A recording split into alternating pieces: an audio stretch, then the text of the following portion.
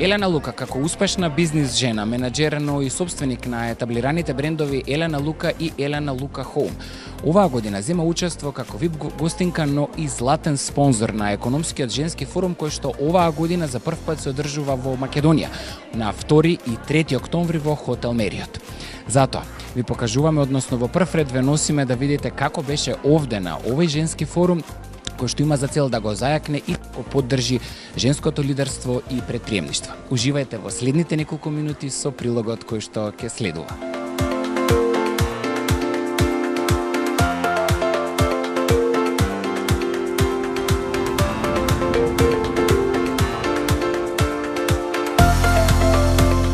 Како успешна жена лидер и докажан предприемач и како членка на Г100 глобалната организација, денес сте VIP гости, но и златен спонзор на овој настан кој што се случува денес во хотел Мериот, односно на женскиот економски форум во Скопје. Кој е вашиот фокус во рамките на агендата и која во суштина е целта на Г100 и овој настан што за прв пат се одржува оваа година во Македонија? Така е. Значи, на моje огромно задоволство и чест, денеска Елена Лука е дел од овој голем настан. Г100 за прв пат во Македонија организира ваков настан. Македонски економски форум женски. Значи, тоа можеби ќе се случи наредни после 10 години. На покана од организаторот Елит, тоа е Сдружение за жени менаџери. Елена Лука денеска присуствува тука и сметам дека имавме што да кажеме со нашето долгогодишно работење и компаниите Елена Лука и Елена Лука Home. Застапени сме максимално во дел на модата, меѓутоа и во една машка доминантна бизнис средина како што е градежништвото, каде што реално и тука направивме убави резултати и докажавме, значи дека жената без обзир на какви пазари работи, со едно перманентно работење, со голем професионализам, со упорност, со еден одличен тим, со една здрава визија, со една уникатна идеја, дека и во дел на градежништво, како една сосем машка професија би рекла, може да направи одлични резултати. И практично и затоа бевме денеска повикани за да можеме да ги поделиме нашите позитивни бизнис практики со сите членки кои што се денеска овде гостинки, над 250 жени, и сметам дека направивме убав допринос во квалитетот на овој настан. Е моето следно прашање поврзано со вашите компании Елена Лука и Елена Лука Home, кои што се успешни приказни во модерната и во градежната индустрија, како што кажавте вие. Како лидер во двата сектори, кои се вредностите кои ве доведоа до врвот и како тие се совпаѓаат со визијата на Г100 за женското претприемништво и меѓусебната поддршка?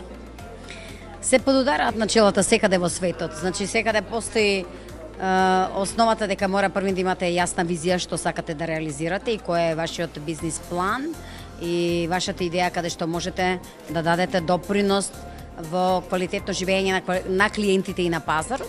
И другиот дел е нормално перманентно работење, многу труд, огромна професионалност, искреност кон клиентите.